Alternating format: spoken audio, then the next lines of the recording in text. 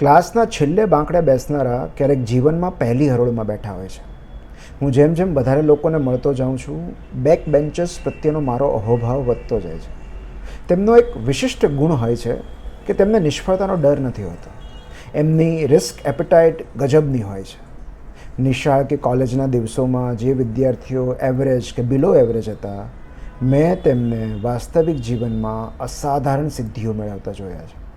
ન તો તેઓ ટોપર હતા, ન ટીચર્સના ફેવરેટ, ન તો એમણે કોઈ મેડલ્સ જીતેલા, ન તો સર્ટિફિકેટ.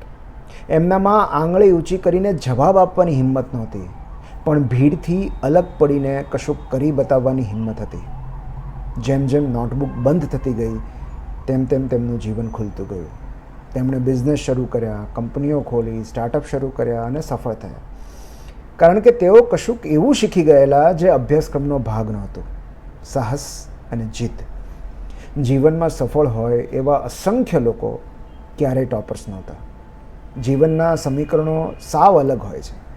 જે વિદ્યાર્થી સૌથી નબળો ગણાતો, એ જ વિદ્યાર્થી એ જ સ્કૂલમાં ક્યારેક ચીફ ગેસ્ટ બનીને આવે છે.